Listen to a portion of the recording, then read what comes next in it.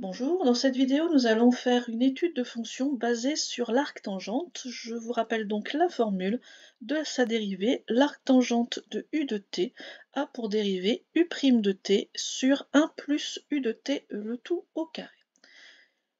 Dans la fonction qui nous intéresse ici, arctangente de 1 sur x carré moins 1, on va aller travailler donc son domaine de définition, sa parité, ce qui nous permettra normalement de réduire son domaine d'étude.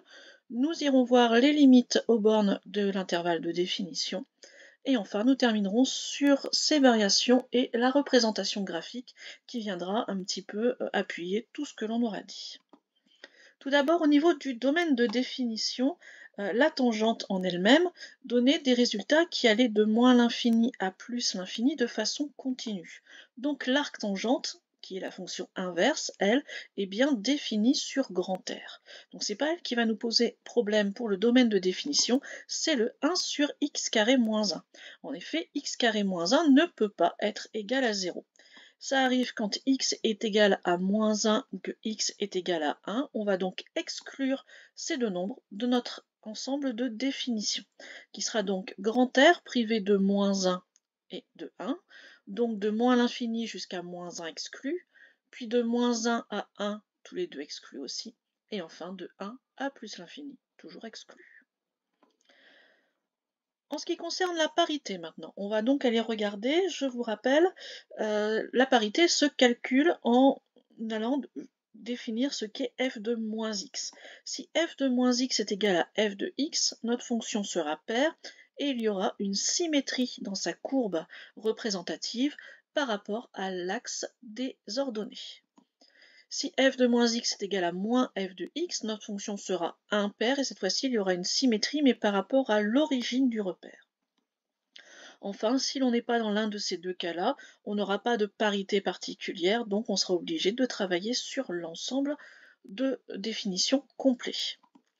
Ici, si l'on calcule f de moins x en remplaçant x par moins x, nous avons les parenthèses avec le carré qui font que c'est comme si on était à x carré par moins x, le tout au carré. Donc au final, f de moins x est égal à f de x et ma fonction est donc paire. Je vais donc pouvoir ne travailler que pour les nombres positifs. Je vais donc étudier uniquement de 0 à 1, puis de 1 à plus l'infini. On va maintenant parler des limites. Alors vous voyez, comme il y a une cassure au niveau du 1, on va parler de la limite à gauche et de la limite à droite de ce 1. Et nous irons aussi travailler la limite en plus l'infini. Tout d'abord, si l'on se met au voisinage de 1 et qu'on l'approche par la gauche.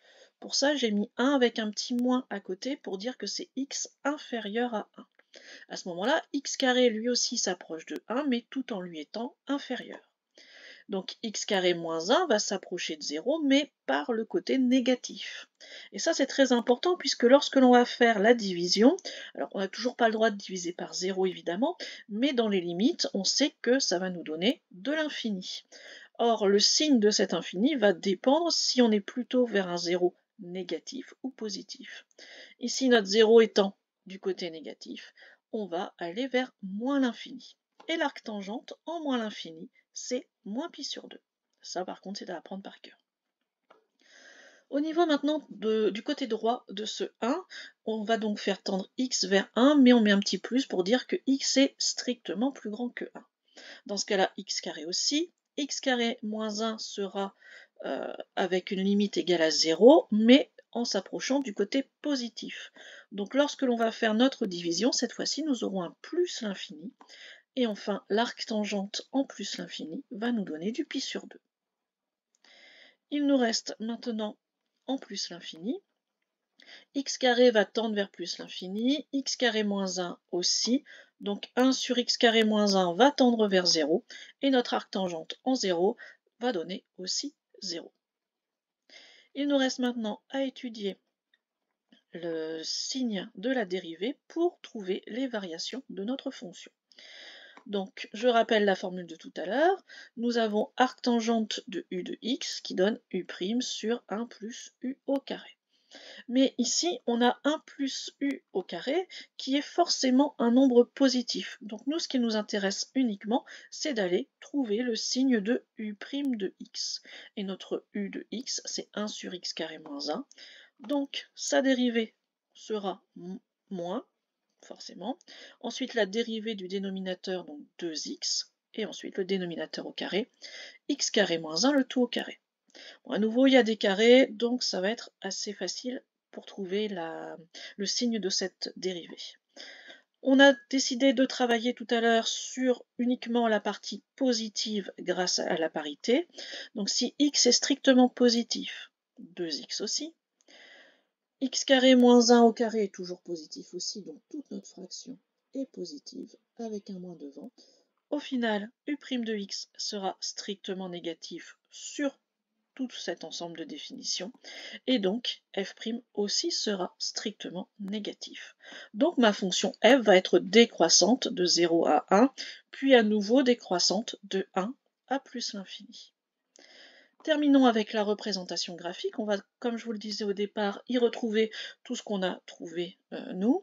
Nous avons tout d'abord la cassure avec l'ensemble de définitions, la cassure au niveau de moins 1 et la cassure au niveau de 1.